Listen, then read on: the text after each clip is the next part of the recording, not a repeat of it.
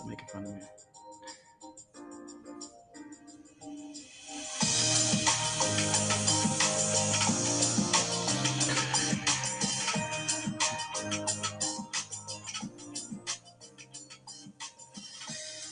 What's up, everyone? Welcome back to my lovely podcast today. I am here with I guess we're close friends at this point. It's been a couple of years. My friend David Matthew Friedman.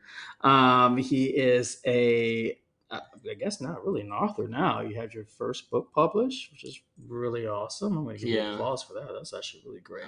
I'm officially an author. You're officially an author, but you've been writing before, and you were a Long Island native, and unfortunately, I know. But yeah, I wanted to bring you on to just kind of talk through some things and talk about your book and get to know you a little more, and so the fans to know who you are, and talk about some of our shenanigans we get ourselves into. Yeah. My first question for you, Dak. Oh, here we go. Is the intro music final? Can we workshop that? It's gonna be workshop. I liked something that was like, I wouldn't say basic, but I mean like mellow tone. But okay, it can change. It can change. I'm not saying it's like I feel like it's the setup to like a hemorrhoids cream commercial.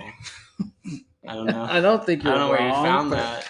Well, I just thought it sounded great. I was like, okay, well, whatever. But yes, it could be workshop. It's just something I'm doing for now. I would change it as time goes on. If I get more listeners and subscribers, then we can go to a whole different level. Maybe hemorrhoids cream will sponsor this. I mean, I wouldn't be against it if they did do that. So anyway, we'll see how that happens. Anyway, how are you? How's your summer going so far in New York? Are you all right? Enjoying? You just moved to a new apartment. Congratulations. New apartment, yeah. That's awesome. Over in Greenpoint, right? In Greenpoint. Nice. That's awesome. How are you enjoying it? It's a change. Yeah, it's a change. I moved from Williamsburg, and the apartment I was in was just, I mean, you've been there. It's just the best location. It was, yeah. You can't beat that location. And to prove my point, because I've been saying this for 2 years, that it's the best location in the city. Since I had moved in, they have opened up a Chanel store, a Glossier store, wow, Hermes, damn, Chanel. It's like out of control. This block, it's like the place to go now. Like, well, it's good. It's right on Bedford. Yeah, you're right next to the L stop, and it's really easy to get everywhere. You can just take the L across town. You can go deeper into Brooklyn to the clubs. True. And it's become this like small hub of Brooklyn in a lot of ways that other parts of Brooklyn never really were, because it was always more residential. Fort Greene, Clinton Hill, are beautiful areas. Yeah. But they don't have that direct access to the vein of Manhattan like the L line does when it's running. Right? It's running, because it's not always. It's a lot better than it was, but it's not always running. But no, summer's been good. Great. Just got out of something. I guess I was never really in it. Oh, the summer of love. Is that what I call it? No, summer of poor choices by Dave. Well, those always lead down a predictive path of outcome sometimes. Yeah, I think I just try to do too much for people. Yeah. Well, I was going to say that, but I'll let you say it instead.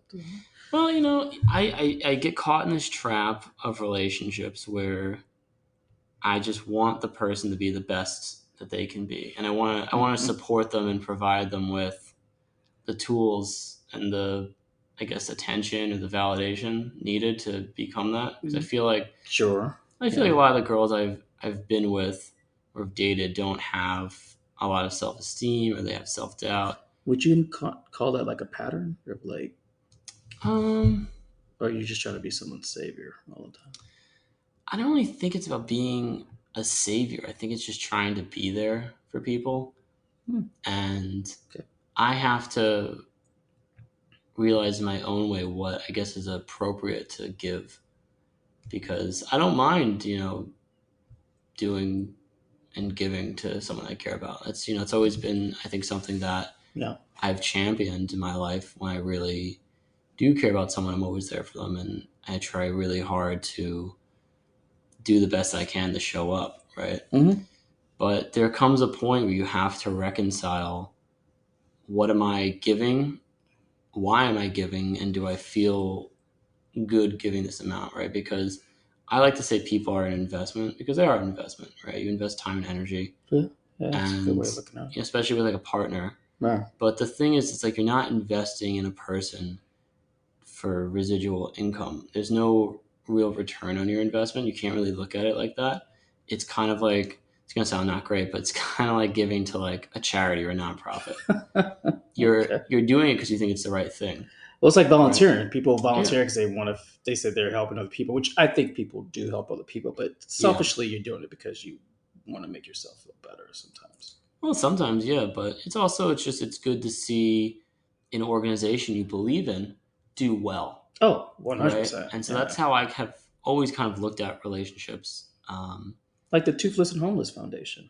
Wait, no, What's that's that? not right. The toothless and Homeless, homeless. not toothless. Sorry, it's from Housewives. That's They always get it the wrong, and every time toothless I and hear, homeless but foundation. no, it's Are you homeless homeless? is Yes. homeless, not Do you have toothless. teeth? You can't join. Toothless and home. Yeah, whatever. I know what Come back when you smoke more you're crack and lose those teeth. Dorit's gonna kill me. No, it's a great foundation. Do good work, but the name is not Jeez. the best. Sorry, but go on. What were you saying? No, it's just, but no, that's really it. And it was interesting because the last person that I was involved with, I mentioned that I had invested time and energy Mm-hmm. into her, and she took this as like a really negative thing, like, oh, like I knew you wanted something in return, like you want a return on your investment. That's why you've been spending so much time with me. She used those words. Yeah, she's like, I knew this. It was like I had a feeling, and I was trying to explain to her like that's not why I'm doing this. Like, I Yeah. don't want anything out of this. You know, I just am doing because this seems like this is the correct nonprofit to build up at this point, right? Yeah. And it's frustrating because you don't really always understand what's going through someone else's mind, Of right? course Especially not. when you're trying, the intention is good, Yeah. and if they just don't see that, that's when it's time to just kind of like cut it because you're just on different pages, and if that person doesn't want to be on the same page, Mm-hmm. then there's no reason to continue, which is disappointing, you know. Yeah. But That sucks. I think it's always hard because like you said, it's my past relationships. And I could write a book about those, but I think, yeah, it does come down to either how much you are willing to put up with, and also how much of your self worth you're willing to sacrifice to try to make something work. And I think we sometimes have an issue, or as people understand that balance. I think when I got with, well, now that I'm with John, it's like it's a more healthier balance of give and take. And mm, even though we're technically are long distance, but I think we do a great job of making it work. But also, it's that level of communication and really understanding one another and really trying to really be on each other's levels, but not to a point of like, I hate to say like fakeness, but like, cause I feel like some people are like, oh babe, yeah, I'll do whatever makes you happy. I'll do whatever case is. But it's like, well, what do you want to do? Like, yeah, you're in a relationship together. Like, let's both find something for both of us to do, yeah, And I think sometimes, people have a hard time with that. And, it's always hard to see that, especially with some of my friends. And I'm just like, I always wonder when I see some of my friends together and I'm like, hmm. And then I see some friends together who are doing amazingly well. And I'm like, yeah, that level of communication, I see that. And it's been working for you guys for the past so and so years. And I'm like, that's great and that's healthy. But I think sometimes we don't know what it means to be in a healthy relationship. And so either you see it or you just are like, I'm done. I can't keep doing it to myself. I can't keep yeah, staying up at night being like, oh, like, what am I going to do? That's never a good thing. No one wants to be that person. No one wants to be a burden, and no one wants to ever feel like they're stuck somewhere either. yeah. You know, but Well, that yeah. it's hard. That's hard. For me, I think this last one was just so difficult because it had started off so incredible, you know, to the point Mm, where I really was convinced that, you know, this might be someone that's in my life for quite a while. right. And when you start off on a note like that, it's like you're chasing a high almost, Yep. right? You want to get back to that place. Yeah. But the reality was that the person I had originally met and shared those experiences with was no longer the person that was before me, Hmm. you know, months later. Yeah. It was a completely different person with completely different morals and values. How Yeah. that happened, I have no idea. And Yeah. it's not really any of my business.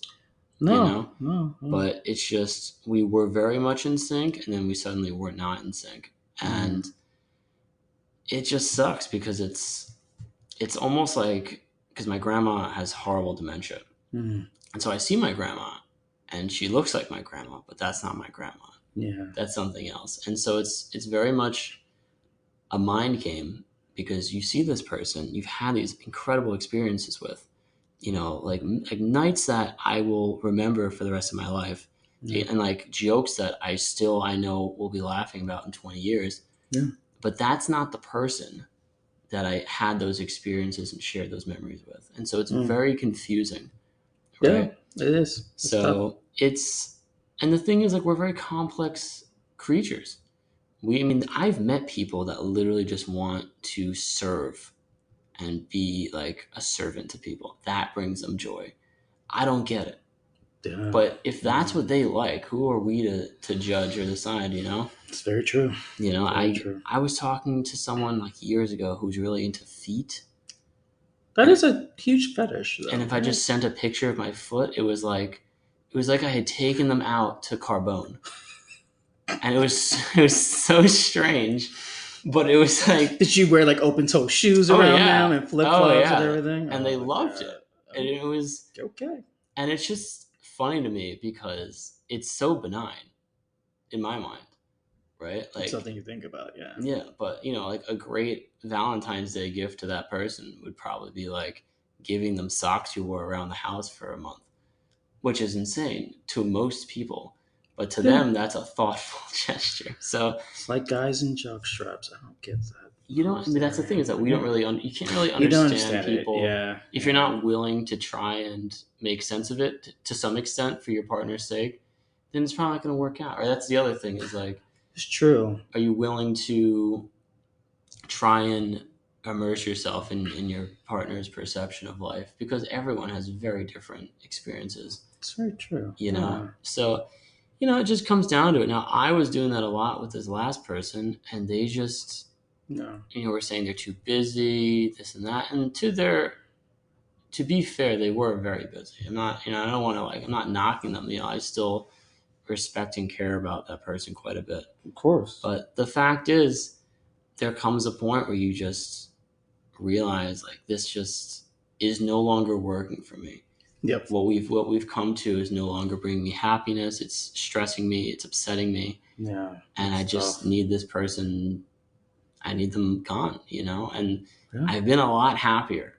Good. Since I've not had contact with this person. Okay. And that's what you need for your journey. And and that's the thing. That's that's where it comes down to. It is important to be a little selfish sometimes. Of course. But what it's not important, this person was pretty much saying the same thing as that. But you still have to maintain social courtesies, right? I think some people think, oh, well, this is what I want. This empowers me. And they completely disregard just the rules of society. You can't just vanish off the map. That's not how it works anymore. You can tell people, hey, I'm not doing well. I want to be MIA for a few weeks. That's fine. But if you don't say that, you just disappear. It's a selfish thing to do. And it's selfish in a way that's hurting other people that care about you. So I don't know. Because I had a friend in college that did this. Like one of my closest friends in college just disappeared off the map. I thought he was dead. Yeah, you were telling me. Yeah, I was convinced. Didn't he go to another country or something? Or yeah, because he was from Chile. He was Chilean and Bolivian. And no one had heard from him. Like every close friend that I had talked to, no one had heard from him. And I was too nervous to call the parents to confirm the fact that he was dead because there was a whole uprising there, a whole revolution. They were killing journalists. He was a photojournalist. He always had a camera on him. Yeah. I was just convinced this dude is dead. And I made peace with it until I found out that he wasn't dead. He was just chilling out with some people. And I think he just has an undiagnosed situation at this point. Yeah, from how we talked very briefly. Yeah. And it's upsetting, but at the same time, knowing that person is alive, knowing that person, I choose no longer to talk about them or think about them, was very freeing in a lot of ways because that would crop up every now and then and rattle me, upset me. but that's just part of our story, right? Yeah. That's just who we are and what we are. And you'll probably write a book about it later. I have him as a character right now. Mm-hmm. I don't really know where I want to go with it, but They'll come to you. yeah, but it's very bizarre. Just have a friend that you've seen every day for close to 2-3 years just disappear. Yeah, I know exactly what that's like. It's quite weird. Yeah. So yeah. Well, I'm wishing you nothing but the best. We're all wishing you the best. I'm sure you're a young, attractive, strapping Jewish boy, so you'll find love. You'll be fine. I am talking to someone I am quite fond of right now. Good. We haven't met yet. Okay. But the way there's a lot of That's texting the chemistry. way this world works today. So that's still a positive. So that's a good thing. I'm seeing her Friday. Nice. So we'll see what happens. I'm trying not to have expectations. But don't just go in and have a good time and just get to know each other and talk and be basic. I tell people it's okay to be basic. Look where it's got Taylor Swift. All right, Swifties don't come out. I wouldn't say she's basic in any extent. I think she's like. I'm saying the basicness of what. She's like a closet emo girl that dresses. I thought the same exact thing. Shit. All she does is like. I thought the same. She's very negative most of the time. I wouldn't say she's negative. I think her songs are upbeat. Well, she uses it about her relationships, and I think that's amazing that she does that. And I just hope she finds love one day. That's all I'm gonna leave with that. Swifties don't come after me. I want Taylor Swift to find love, and she will after she makes billions of dollars and stabilizes our economy and sells all shows around. I think she's already found love. I think she's found love, and she found love in music and what she does. She's found love and thrown it away, in my opinion. I think she doesn't know how to settle. You're always going to settle to some extent. There's nothing, you know what I mean? There's that line in Richard Linklater's movie Boyhood where I think it's Patricia Arquette just screams, "This is it." Yeah. You're like, this is it. This is life. This is the whole thing. It's not that exciting.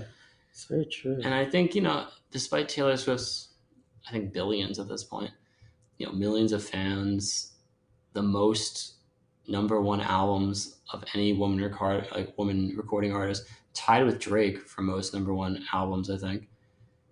And it's like, yeah, at the end of the day, she's just a person who, wants someone to sit down and, watch a movie with. Or just chill out with. I can see that. And I think, she's entangled in something that is very difficult. Something that we could never really fully understand. Oh, God. I don't even want to know what that is. And it's like, how can you meet a normal person or meet someone that's accepting of that complete infiltration of lifestyle that is going to remain normal after that massive life change? It's a lot of variables. And I feel bad for her. I do think she seems like a very sweet person in certain respects. And she's obviously very talented recording artist. She's one of my favorite. I will say she's one of my favorite lyricists. She's a great lyricist. Yeah. But the reality is like she has to recognize that it's not going to be perfect because of her life situation. Her success is in a lot of ways going to be the failure of a normal relationship, and she has to come to grips and terms with that. Just because she has all the shiny toys in the houses and the money it makes it harder to find a partner. It's lonelier at the top. So, we're rooting for you, Tay. We're rooting for you. On to our next subject. How are you feeling about this current, writer strike? Writers and actors, because as a writer, I know it's hard. And me being in the industry, or at one point being in the industry, it's hard to see. I mean, how has this maybe affected some people? Because it's affected me. Yeah, I would say you were technically are still a screenwriter. Yeah, and so my script is dead. How do you think this could be resolved? It's not going to get resolved. You don't think it's going to get resolved? No. Do you think the writers are being crazy for what they're asking for, or do you think the studios are just being assholes? I think it's neither. Really? I think. Do tell. A big problem no one wants to talk about is that when cable television died and when the box office essentially became pushed aside by streaming, right? These are two things that happened. We lost cable and we lost a lot of the box office revenue. Those financial models were pushing and aiding a lot of the wealth distribution in Hollywood. Mm. Right? You had billions of dollars coming in on television. I worked in video investment for about a year, Mhm. and I was on, I think, the State Farm account, and they were spending tens of $1 millions a quarter Wow. just for advertising on television. And that's a known brand. I mean, you had hundreds of brands doing this. Yeah. And a lot of that money would go to the writers and the creators and the actors. Right? That was a whole pool of money Right. that was funneling in that, for syndication would make writers and producers very, very wealthy. Yeah. Right? The wealth generated to create the Friends megastars that we know came from cable advertising revenue. It's true. Right? No one really wants to talk about this. Commercials, as much as we don't like them, really helped fuel and compensate people. Now, the whole thing with the streamers is, this also took away from the box office. You don't have movies anymore like The Blair Witch Project or Paranormal Activity, Right. or even The Gallows, right, which was shot for $100,000. Didn't do great in the ratings, but it still made $10 million. That's an incredible return on $100,000, right? Correct. You have a lot of trouble getting people into the theaters now because of the streaming model. And now on top of that, you have a lot of short form content that's free, like Instagram, TikTok, Twitter, right? And so there's a lot of things going on. But a big problem that took a massive amount of resources away was, the severing of the box office essentially in half and the removal of cable TV. Very few people go on cable and very few advertisers want to use cable now. Cable was always the golden boy to launch a campaign. You want global awareness, or you want domestic awareness for a new product, you launch a cable TV campaign. That's so true, because I don't think anyone, your generation, and probably not even my generation, I mean, I might be the only person that actually pays for cable. I don't think anyone actually owns a cable box. I don't know that I anyone. know of. I don't know a single person. But back in the day, yeah. everyone had a cable box. You paid it, and that was it, and you could Yeah. watch all your shows. It's like, Yeah. And it's a problem because what would happen is you could make more money based on how good shows did, right? So like when I was working for OMD, when Big Bang reruns were the hottest thing. They were the most expensive, not the new episodes, the reruns. The old reruns episodes. For whatever reason were the best, and people would pay a lot of money to advertise those slots, right? Right. And the value of those slots would float around based on the Nielsen ratings. Well, now, and then you knew how well you were doing, right? You could see the ratings, right? And so it fueled this competition of people being better writers, directors, actors. Like there was an element of competition that's very healthy. But now with the streamers, they guard all their data. No one has any idea how many viewers they have, where they're ranked, what their numbers are, what's the watch time, because because the streamers want to guard that data. I think that should be illegal. I think they should have to make that public. Well, they should. Yeah, I mean, if you're paying for. Well, they don't want to because that's bad business, right? They don't want to give away what's doing well because then that gives an edge to the competition, right? But that's a problem because it's screwing things up, right? In a lot of ways, it's hurting a lot more than it's helping, right? But now when you only have people paying $15-$20 a month for all this content, true. It doesn't. Where's the money coming from? There's people. Listen. Do I think the studios are fairly compensating writers, directors, and actors? Absolutely not. No, not at all. By no means are they. No. But I also have to play devil's advocate to the point that it's like they are not making as much money as people think. There's not as much money to share, without those models. Yeah. And so it's more of a forecasting thing. I know a lot of times it's forecasting. At least when I worked there, it was mostly like forecasting and certain data. They would try to figure out what's the best way to forecast a budget for a show. And like you said, talk about advertising, and then it's like it could fail and still be a horrible show. But then you spend so much money producing it, and production value has gone way up than what it's cost. But I don't agree with the whole AI thing. I think that's kind of fucked up in a way. I understand it's it's an end to a means, but it's you can't replace people. Like, Oh yeah, you can. well, you can, but I mean, Oh, you. they can and they will. That is their wet dream. It's so weird. Who was it? The who wrote Slouching Towards Bethlehem?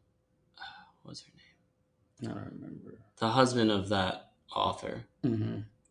wrote a piece that Hollywood's oldest blood sport is beating up on screenwriters. No one really respects screenwriters because No, everyone it's very believes, true. well, Yeah. everyone believes, oh, if I watch a movie or a TV show, surely I can write that. Mm, Which is interesting to me because I've been writing screenplays for 12 years yeah. and I just started writing novels. And I've had so many people come up to me with TV ideas and film ideas. And guess how many people have come up to me with a novel idea when they find out I'm a novelist? One. 0.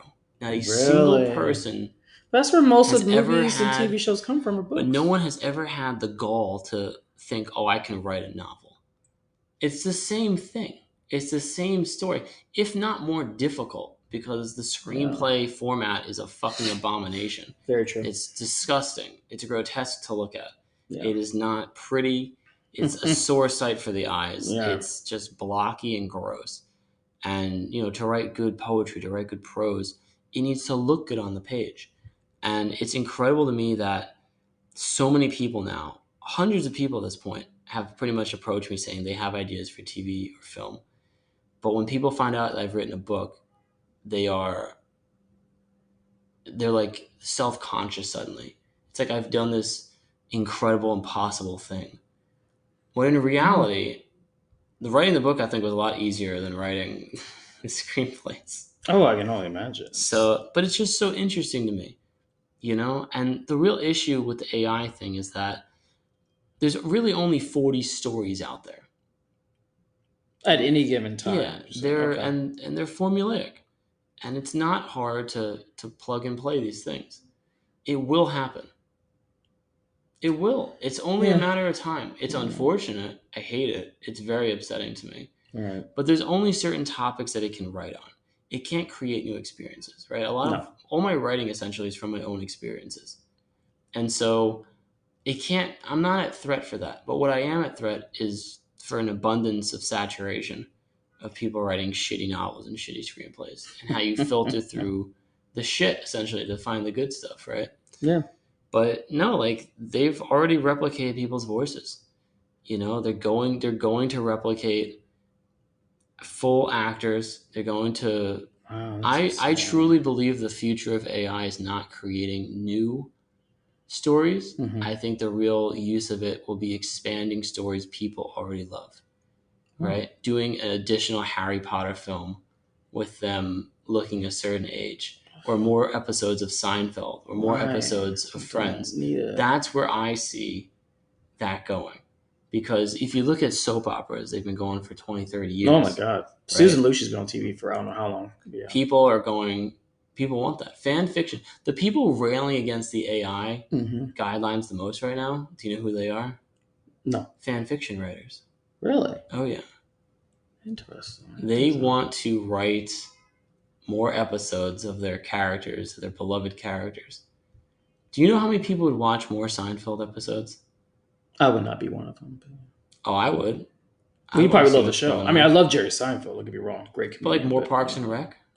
More Friends? More How I Met Your Mother? Yeah. But I think a lot of it... What a gaffe. Biggest gaffe in television history. Well, listen, I watched Sex and the City, and obviously Just Like That has come back on. And it's the same story has been going on for, God, since the late 90s into 2000s. And like, I still get nostalgia when I watch it. And yeah, it's still being produced and it's like going on. Is it great? They don't look the same. They don't. I'm talking about like... But I would want to see them the same. Like, see, for me, I would want to see my characters grow and change. Like, I don't want to see them. But what a world! What a world! It'd be so weird. That would be for us to age, and for the characters we love to stay the same. It almost comes a form of animation, but it's like Family Guy. Yeah, that level of animation. Family Guy, South Park. Not like real life. I don't know. Listen, I might say that now and then turn around. I should watch some more episodes of Friends and be like, okay, it's fine. So, I don't know. People, the beauty of television. It's funny because Quentin Tarantino said when he was a kid he loved hangout films, right? Like the westerns, you like hung out with the characters. Yep. But television is the hangout genre. A good TV show, when you watch it because you feel comfortable around the characters, right? They're familiar to you. 100%. You know, people put The Office on because it brings on almost like a nostalgia, and nostalgia releases dopamine, and it gives you this like feel good kind of sensation. I agree with you. I just Right? started rewatching the L Word, and obviously it's like like late '90s, 2000s, and like going back watching, look at like LA back in those days. Even when we watch Entourage, you're like, wow, I've hey, watched Entourage. it's like you can't get away with any of the Like, shit that you would get away in that show today. Like, I disagree with that. you think you could get away with the Yeah. shit they did in Entourage today? What they really do that was so bad? I don't think they did anything bad. I think it's just it was. I think it was a I've certain seen that show time. like 7 times because I'm trying to figure out why it was so. I think that show is the closest thing ever conceived for men to Infinite Jest. Not the book, but the concept Oh of. yeah, Do you of know what that course. is? No, explain. So there's a Explain. book written by this guy David Foster Wallace, Okay. and originally was titled The Entertainment and became Infinite Jest. Infinite Jest was the title of a movie, Mm-hmm. right? And the movie and the book was so entertaining that when you started watching it, you couldn't stop. And eventually Really? you would die because you couldn't stop because it made you feel so good and had all these emotions that you would just Mm-hmm. die. And there have been moments where I've watched one episode of Entourage and suddenly I've watched 2 seasons of it's just like, what? Like, how did that happen? It connects. It's Yeah. fascinating to me Yeah. because it is such a low stakes show, Oh, and yet 100%. it's almost like an emulator. I don't even know if I would call it a television show. Mm-hmm. You know, it's all about like wish fulfillment, but it's not. It gives you this view into this idea of a world. We don't really know if it's true or not, but as the audience, we want it to be true You so wanted to, desperately because right? it looks so appealing Yeah. as a man. It's like you're hanging with your friends all day. There's You're hot making a girls movie. everywhere. You're Yeah. making a movie. The movie's off. Oh, the movie's back on. Yeah. We almost lost Marlon Brando's house.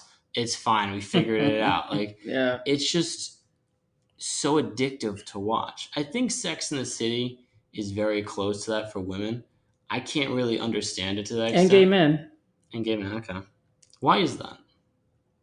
because it speaks. Well, okay, I'll speak to Sex and the City to the point of it's really the city that makes it. And SJP has said that it's if this show took place anywhere else in the world, I don't think it'd be as successful. And I feel like New York City is the perfect backdrop for the show because it's the restaurants you go to, it's the place to hang out, it is the stories you walk through, it's the streets that you see them on, it's the fashion. It's like it is.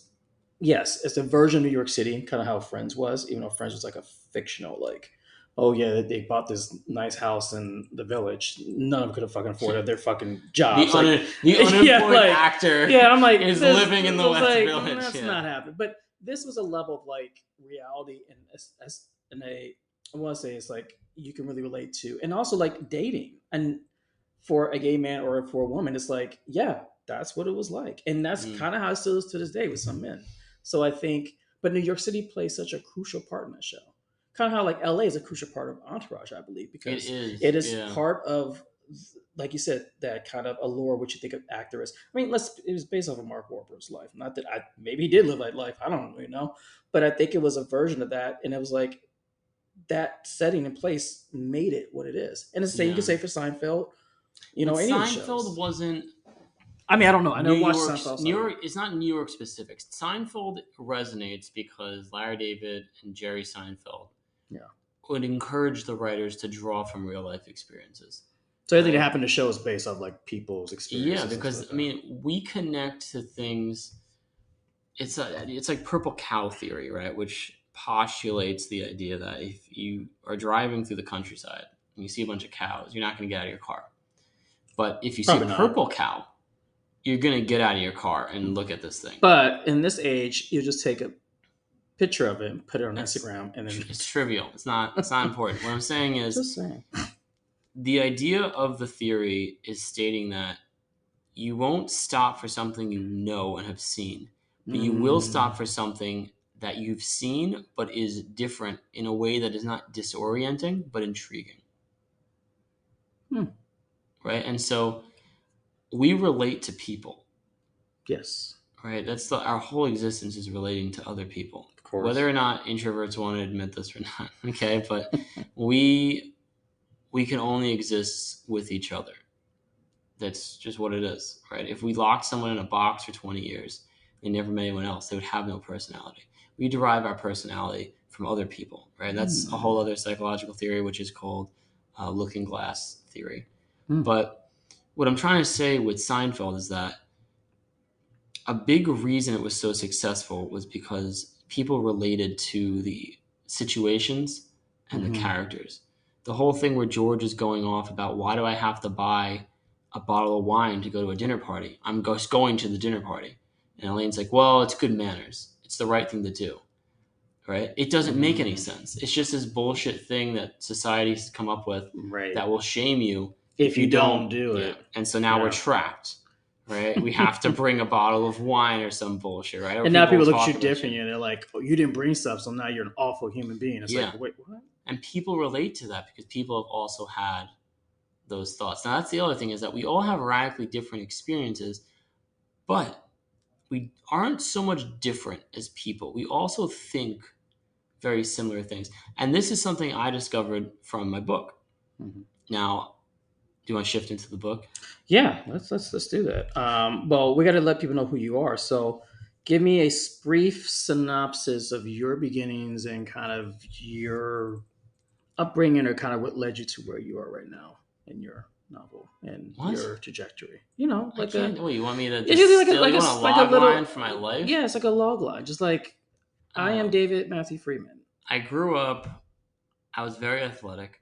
Hmm. I became a nationally ranked track star Amazing. and was, sought out by every Ivy League university pretty much. Wow.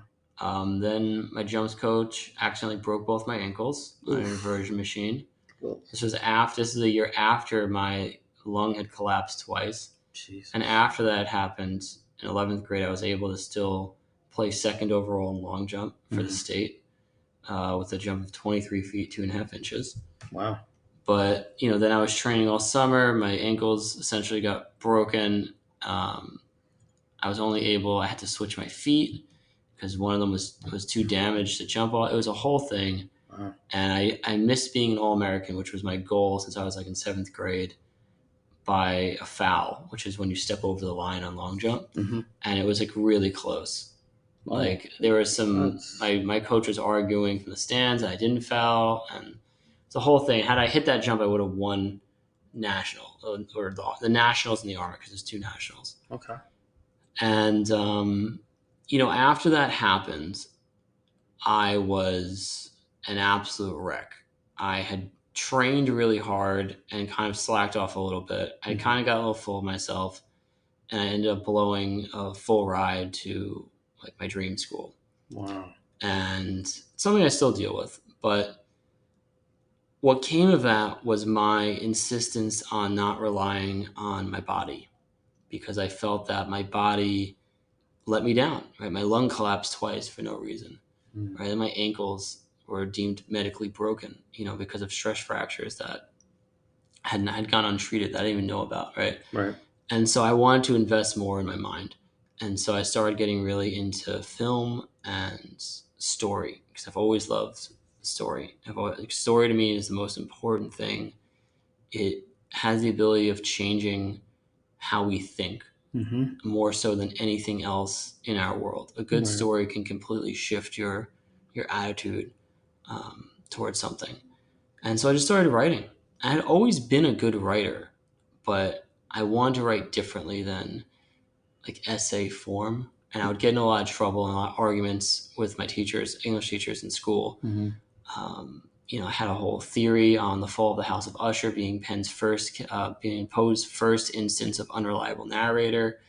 And I wrote this theory out. It was like 8 pages. I think I was in 10th grade.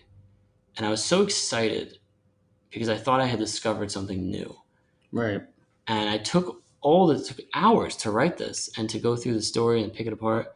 And I gave it to my English teacher, and she said, "I don't have time for this, David," and threw it out in front of me. What? Yeah, she threw it in the trash in front of me. And that's when I just... She didn't like wait till like you No. left the room and be like, No. okay, whatever. And that's when I just gave up on school, essentially, right? And that's kind of what fueled... That's why I kind of was like, who gives a fuck about this Ivy League school that's going to pay me $45,000 a year to go there? And then additionally, because Can you say what school it is? Or? I don't want to say what school it is, but they're super shady because there's no sports scholarships with the Ivies. So it's all under financial aid. And then they're going to pay me an additional, they're going to pay me $10,000 a semester just to attend the school. Jeez. Yeah. So it's very shady. It was Brown, wasn't it?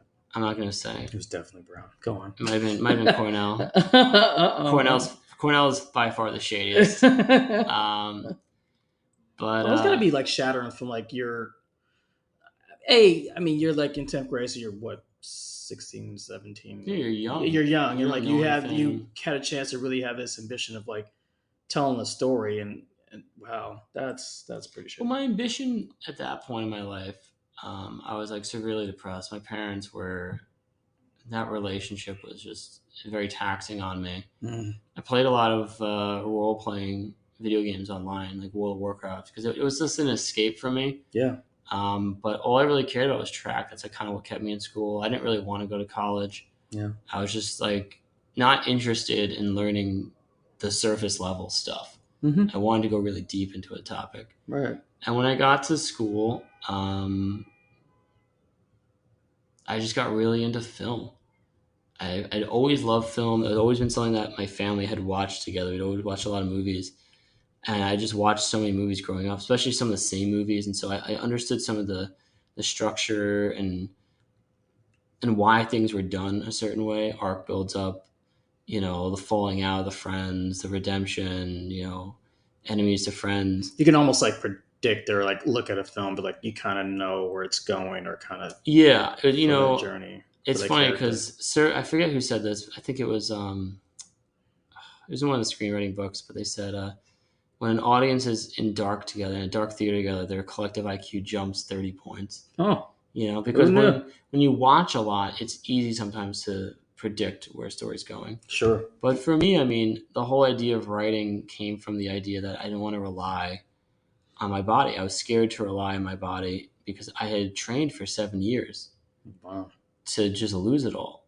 Oh, and that's hard. Not only that, it's just the mental aspect is upsetting, but it was a large part of my personality and something that kept me really grounded, which was training, and knowing that when you put in hard work, you get results. True. And a big problem that I've had with writing is that it doesn't really work like that. Yeah. You can put in hard work. You might get, you're going to become probably a better writer if you're doing the correct work. Of course. But that doesn't mean you're going to find financial success. Oh, no. No. It's been a little rough for me because of that. But from all this stuff, I just really started writing a lot. Mm-hmm. And I had written a novel. I had kind of given up on screenwriting because there's too much red tape. Right? Yeah. You're asking investors to give you millions of dollars for a singular deliverable to a person that really doesn't know what they're doing, taking a massive gamble, right? In an era where the box office isn't big. And if you're making a TV show, there's no advertising revenue, right? So it's really a ridiculous gamble. And so it's very hard to get these things off the ground. Of course. Without a track record or, you have to get very lucky. Right. And so I wanted to do something I can control, which was writing a book.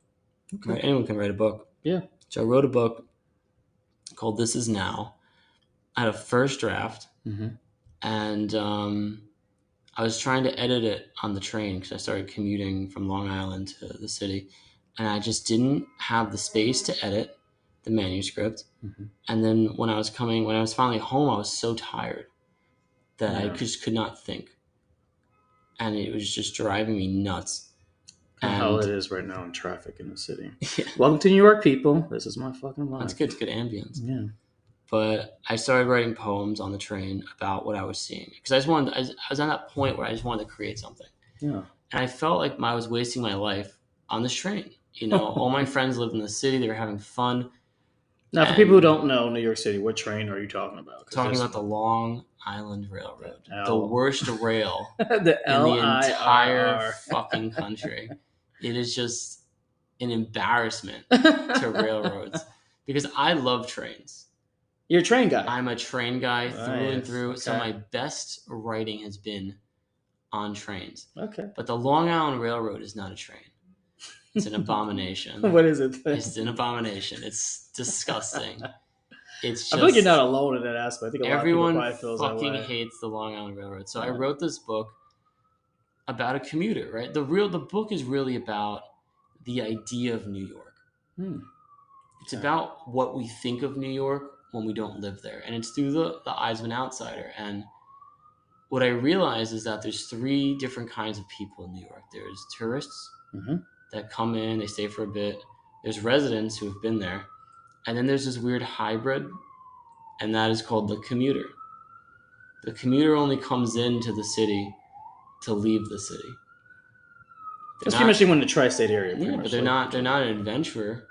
They're not a traveler. The destination is exactly where they started from.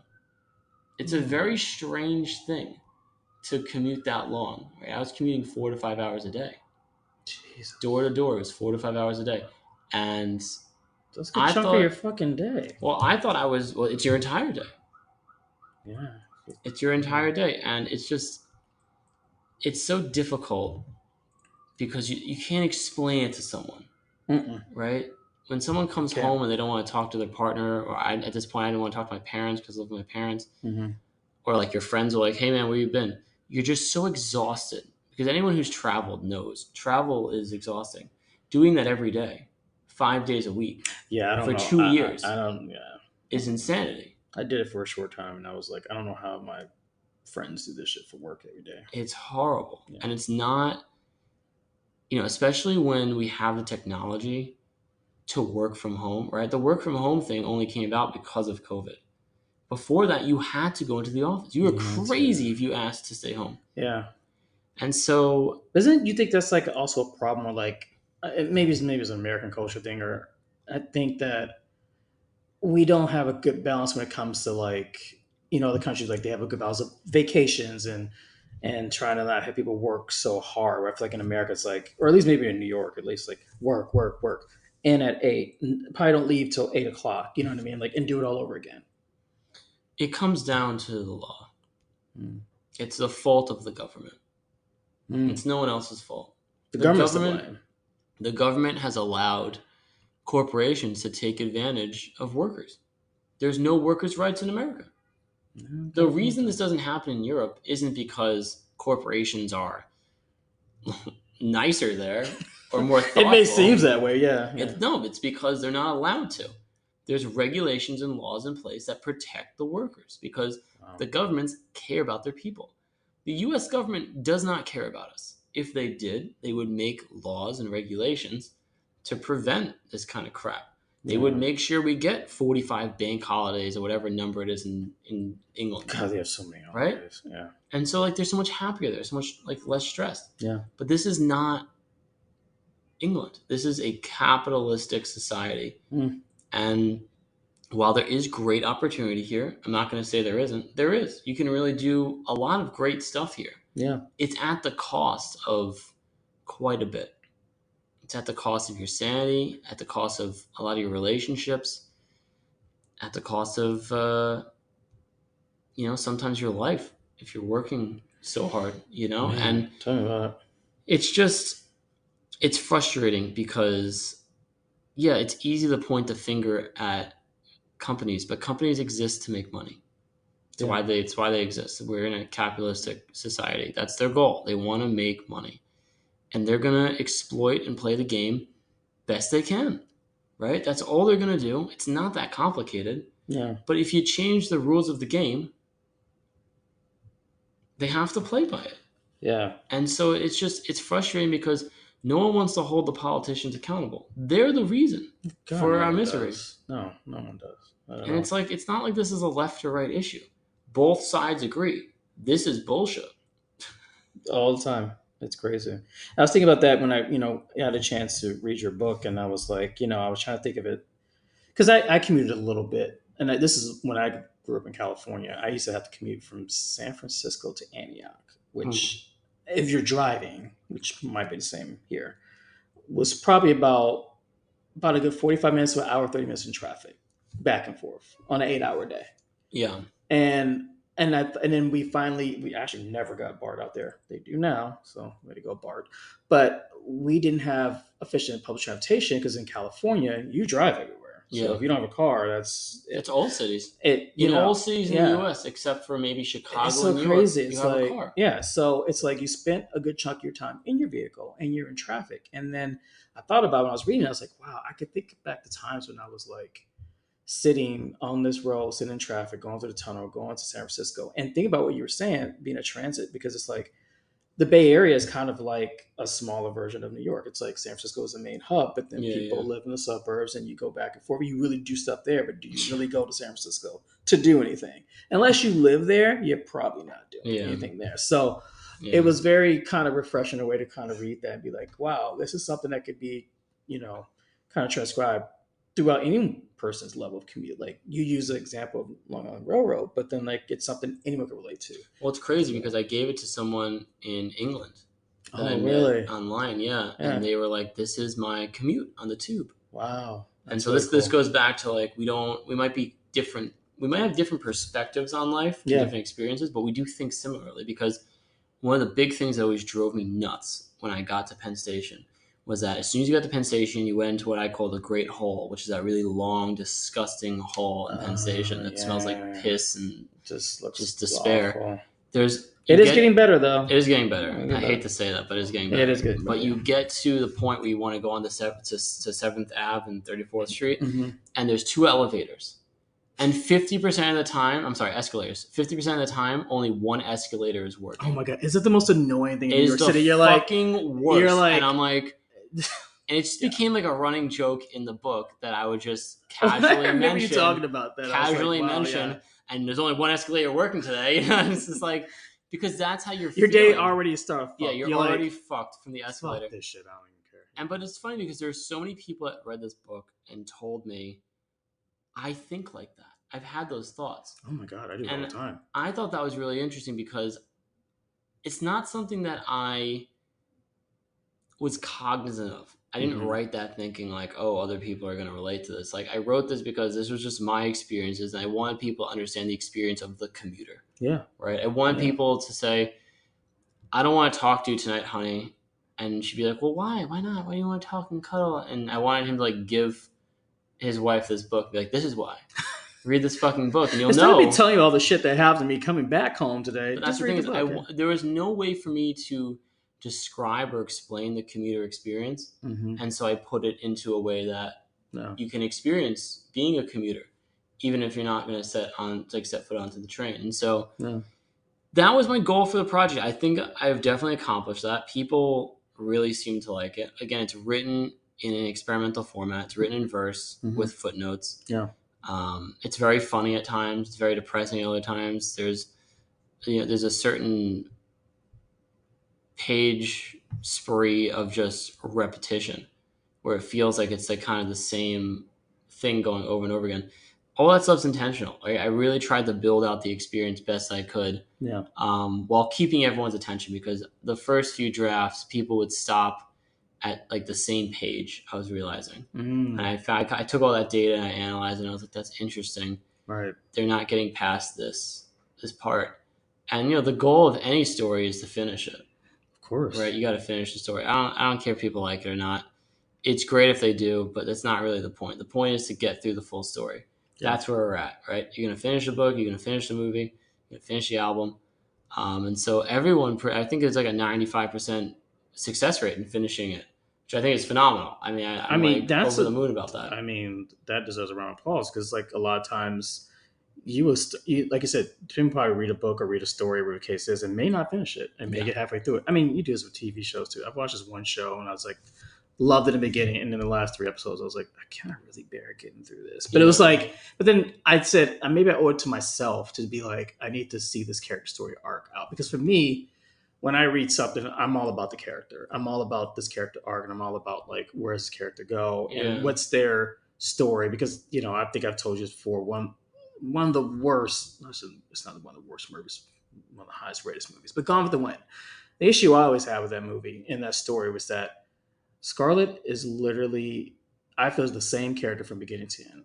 Yeah, they She does never not. She doesn't changes. change. She Yeah. has no evolving arc. She has nothing that even makes her remotely interesting to the level of being like, you're just the same person from beginning to end. And I never liked stories like that. And it's still one of the greatest movies of all time. Maybe for other reasons too. But it's like, why? I'd rather see a character either lose something, go through something, learn something, uh, just anything to make them Yeah. feel more connected. Because in a way, that level of being authentic and that makes it more, I guess, relatable to me in a way. And it's like, wow, I could see this. I could see myself going the same problems, and like now I can relate to that story a lot more. And I think, obviously, since then, storytelling's got better than that. But I think it really does come with character. But not that it needs to always be about character. It could be about setting, like we mentioned earlier. It could be about the setting. Maybe the setting Yeah. is what needs to change. And Or maybe that's just the the thing you should, feeling. and the feeling of You know. being in that sense of that and understanding that. So I think of Roman Holiday, not the greatest movie in the world, but I like because it takes place in Rome. Yeah. You know? I feel like that about Midnight in Paris. Oh, Like I great love one. watching that movie Yeah. when That's it's good. raining out because it's just like, again, like it transports you. That's the whole point of the movie, is to transport you, right? Exactly. And I think a big thing for my book was that it's not super enjoyable to read. No. It's almost like kind of like a documentary. It's kind of like a doc in a lot of ways, But docs are because in now. docs have always been in, but They're super popular now. it's like you're learning a little bit about what it's like, Mm-hmm. but it's not super enjoyable. Like the other books I'm writing are more tailored to be enjoyable and fun. Okay. Can you talk about some of the things you are working on or anything you want to Yeah. So let I your have audience know about? so that book is part of a 7-book series. Okay. Um, the first book is called Don't Forget to Scream. It stars Wave Watson Mm-hmm. with a guest appearance by Ace Tiernas and a cameo by Preston Rothschild IV. Mm-hmm. The second book in the series is a book of poetry written by one of the characters in the first book, which is Preston Wow. Rothschild IV. So that is fully done. Okay. It is That's awesome. illustrated. So every poem is illustrated in the book. Nice. And it's called Deep and Original Thoughts. The Okay. third book, it will star Ace Tiernas living in the East Village above a nightclub. And what happens is he loses his job because he can't sleep because of the nightclub. And he decides he's going to kill the owner of the nightclub. Ooh. Because Whoa. he's taken everything from him at this point. Shit. And then the fourth book is a new book of poems by Preston Rothschild IV called Deeper and More Original Thoughts. The first book was called Deep and Original Thoughts. The sequel to Deep and Original Thoughts is Deeper and More Original Thoughts. Okay. Which is also done, but not illustrated. Okay.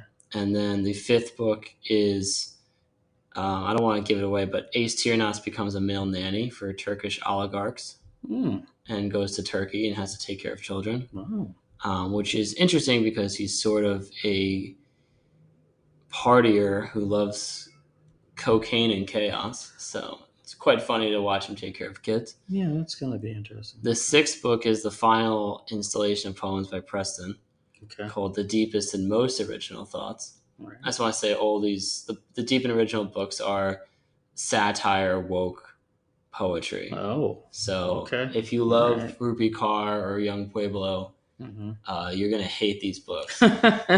Or like them. I don't know. You never know. Some people don't realize that it's satire and really love it. No. The last book is called Brutal, New York, and that has all of the characters of the books that just came before it in New York. And it shifts around through all the different characters' perspectives, and they end up running into each other and meeting each other. And they've been meeting and kind of intersecting this whole entire time. That sounds like you got a good solid plan. Yeah, no, it's good. It's good. And then I'm also working on a different series called 3 Weddings.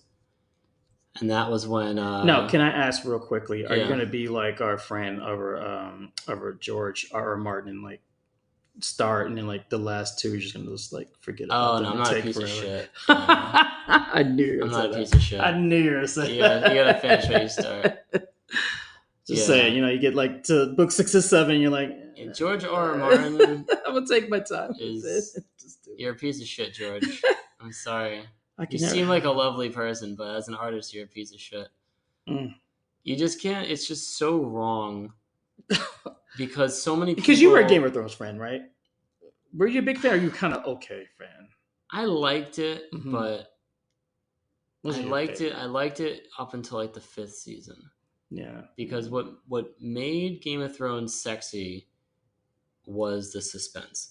Mhm. Right? It's the same reason. I thought it was the unknown because after they killed Ned Stark the first Well, it's season, the same thing. It's yeah. suspense, Oh, you right? call it sexy? Okay. Yeah, no, suspense, Oh, suspense, suspense. You because you said don't sexy. know. You said. I said sexy Yeah, I was like, I'm because of not the knocking sexy, it, but yeah, I'm yeah, like not knocking because of it, the but brothel scenes. okay, all right. No, I enjoy not knowing who's on the chopping block. Mm-hmm. That's Mm-hmm. what makes for exciting Oh, storytelling 100%. when no one's Yeah, protected. no one. Yeah. But when you got to the later seasons, Game of Thrones fell into the same spell that Marvel has been trapped under for decades now, Mm. which is that if you kill a character that everyone loves, you lose money. You lose alternative All streams of right. Well, revenue. I kind of agree with you. I don't agree with you on Because, that. if you kill Iron Man, then you can't make Iron Man figurines. And if Also, you kill the Hulk, there's also a thing called the multiverse, and he exists in it's different just versions. it's Whatever. just Okay, dumb. we're And not gonna go down the that right. problem, Yeah. though, Okay. because the Okay. problem with both Marvel and what happened in the later seasons of Game of Thrones Okay. is that these people have this force field around them, that the characters aren't going to die, right? Sure. What made The Sopranos great was that this never happened. You never knew who was going to die. Very true. And it's Very very true. important to storytelling. You're The right. purpose of the story is not, you can't know where it's going or it defeats the purpose, Right. right? It's like, who was it? Fran Lebowitz, who I really greatly dislike. And I just think is, to be perfectly honest, an absolute coward. But Oh. yeah. Her whole thing is like, oh, I wrote 2 books and now I have writer's block. It's so hard for me to write. I've had writer's block for 60 years. It's like, you don't have writer's block. You just read so much that you've paralyzed yourself into the ability of publishing. Wow. You're too scared to put yourself out there because you don't think you're good enough, because you've read so much that you've convinced yourself you're not worthy to be around other writers, which is just, Wow. I'm sorry, pathetic. It's just pathetic. Just put your shit out there. It's good or it's not. But that's not part of the art game, is hoarding manuscripts in a vault, Fran. You get a grip. Wow. But she was telling to the effect to Spike Lee that you don't rewatch sports games because you know the result, you know the outcome. And Spike Lee, who I also am not a big fan of, had an interesting comeback, and he said, I still watch games by Michael Jordan to try and figure out how he's doing what he's doing. And that is valid, right? When someone's really playing well, you want to study them, you want to understand it. Of The course. score and the final ending is irrelevant, right? It's less about the game, it's more about the player and their ability and their style and how they're able to, beat the opponent's mind. How you're able to, get around them. Yeah. Which art really doesn't. It's different, right? Because artists are always living in the past, but athletes have to be very much in the present, or they're not going to. It's true, right? They're not going to prosper. They're not going to be successful. So I found that really interesting because, yeah, like you might not go back and watch sports games for the suspense, but you do go back to watch it for, oh yeah, just the athleticism. That's the point you want to go for, right? But it's, you can't really make that same point with Marvel or with Game of Thrones. Like, you're not going back because that's not. It's scripted. Yeah, right. It's already written down. Like, you might go back because some scenes are really great, or they say, "Oh, how they do this, how they do that."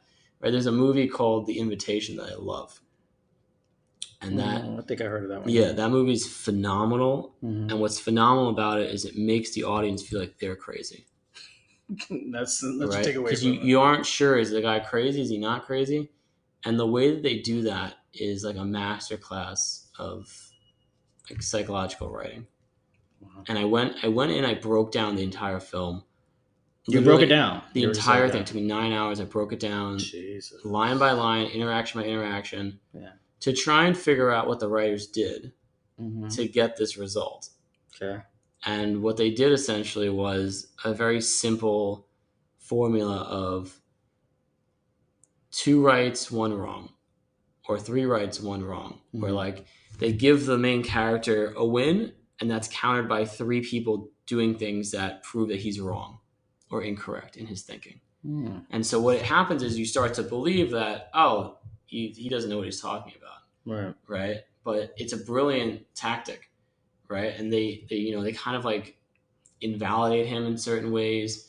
Sometimes it's big, sometimes it's small. Other characters around will invalidate him as well. His own girlfriend kind of calls him out on something. Jesus. And all these things kind of create this atmosphere of like, oh, of doubt. You're doubting the protagonist, right? Right. That is the instance of the Michael Jordan, how do you score X amount of points in this game? How is he so on fire? Right. Because that writing is so intricate.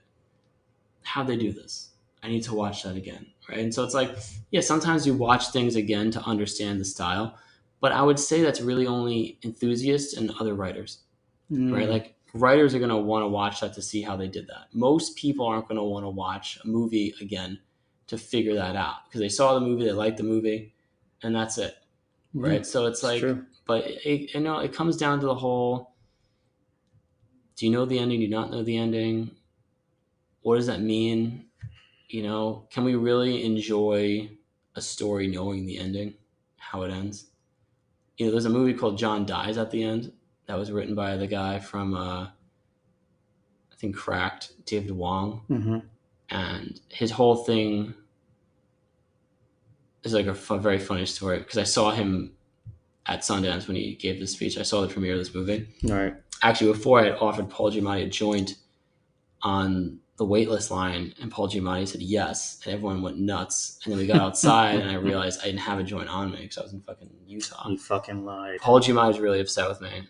I still owe him a joint. I'm still trying to find him to give him a joint. Wow. But Paul, if you're listening, yeah, Paul, please, I'm so sorry. I know I called your production company like 20 times trying to find you for the joint. But it was interesting because the guy David Wong was pretty much saying that he was writing a story that had to keep people's attention because of there's free porn.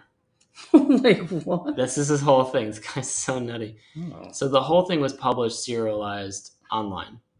Okay. And he was like, all someone has to do is press Control T and type porn, and suddenly it's free porn. Like, what is going to keep people on this website reading this page? I have to keep them on their toes because I'm competing with free porn. And it's very funny, but I get what he's saying.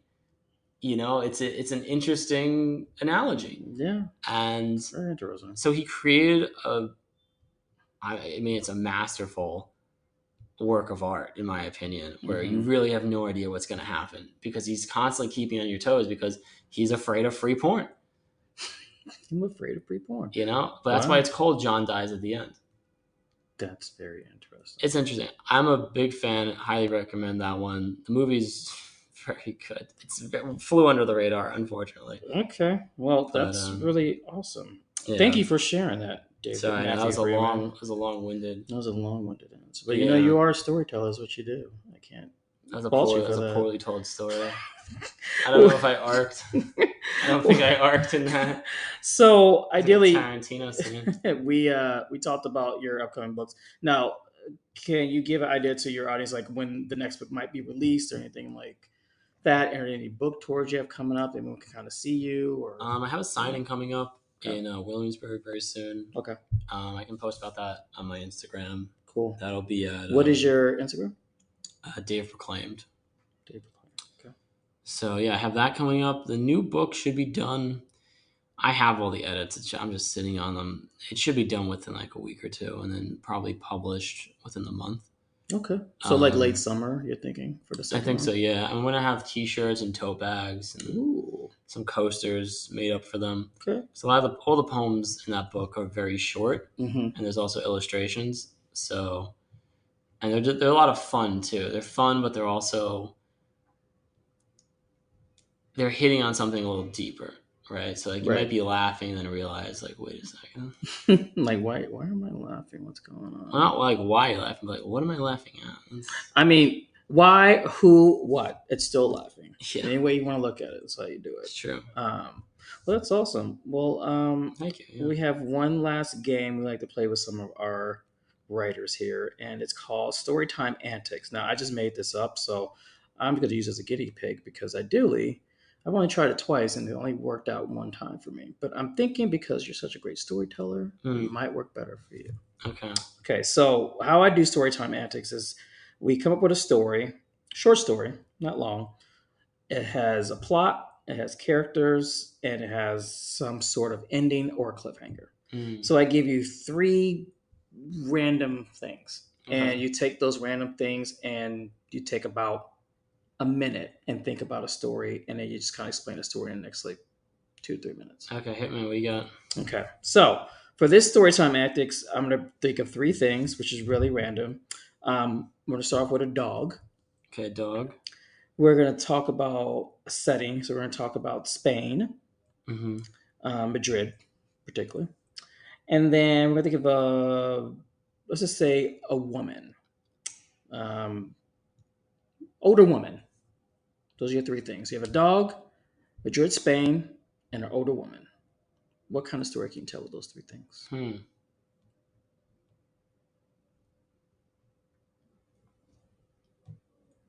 He's thinking, people. He's thinking very hard right now. I have faith in you, David Matthew Freeman. That sounds so weird saying your whole name. It's a good name. I have Well, to. it is, I know, You know, but one of the I writers don't of ever. Game of Thrones was named David Friedman, I and he know. changed his name I because it's the never, but most I just never, common I just name of never call writers. you that. It's just Yeah. different. All right. So what I'm seeing is a woman living in Spain, Mm. but she's not from Spain. Ooh, She is French. okay. Yeah, and she had to move out of Paris to accommodate her then fiance. Oh, But 2 weeks in, she found out he was cheating with someone oh at my the god. office. And so she kicked him out of the apartment, but took his dog, Took the dog. took the dog. And so she's been having a lot of trouble making friends Mm-hmm. because, as everyone knows, the people in Madrid are assholes. And the people in Paris are the sweetest, kindest souls. And so she's just been spending a lot of time with the dog Okay. and believes the dog can understand her Oh, to a level that the fiance never could. okay. So she begins to believe that the best parts of the relationship are embedded in the dog. And she goes out one night Hmm. and makes some friends, Mhm. and they go drinking, and she gets a little drunk, and then she gets a little bit more drunk, Mm-mm. and then she gets really drunk. Oh shit. But she's happy. She's not harping on the failed relationship. She's not harping on the idea of missing France, missing Paris. Right. You know, she's finally letting go of Hmm. all these things. Okay. She gets home and falls asleep. Hmm. And when she wakes up, she finds blood all over the dog. No. And the dog is dead. But And next to the dog is a shattered bottle of red wine. And she doesn't know what happened. oh, She starts weeping. And she starts thinking of all of the incredible time she had with the dog, but more so the incredible parts of the relationship. Right? All those things have now died. shit. And as she's sitting on the floor, she feels something on her face. She looks up and it's the dog. The dog wasn't dead. He just got a little drunk from the wine. And he was covered in wine, so she thought it might have been blood. Oh my god. And the dog's licking her face, and as the dog's licking her face, she's realizing that the pain from the relationship with each lick of the dog's tongue is being absolved. And so after a good cry and the dog licking up the tears, she's able to look at the dog as not a reminder of the relationship, but more so as a memento. And she takes the dog out for a walk and sits on a nice bench where she meets a very strapping, chiseled young man with an enormous bulge named Alejandro. Of course. And they share a moment, and he asks what the dog's name is, and she goes, I have no idea. She doesn't know her own dog's name? It's not her dog. It's her fiance's dog. I'm gonna give you a round of applause for that one because that was pretty interesting. Pretty wow, good. Yeah. You pulled that one out. I have you on the seat of the well, yeah, because I'm just like, wait, the ending might need some work. It was good. You did a good job. Thank you. Well, thank you again, David Matthew Freeman, for coming by and talking with us, and hopefully we can have you again in the future on some other podcasts. And I'd be down. Yeah, talk about some random things of. I like to talk about relationships and. Yeah, we know. Big on dating culture and all that stuff. That's lovely. So on that note, we're gonna wrap up, and guys, look forward to the next podcast. Take care, be safe, and enjoy this wonderful summer that we're having wherever you are in the world. This music again? The same music? On my music? Is it the same music as the intro? Yes. It's like a hemorrhoid commercial. All right.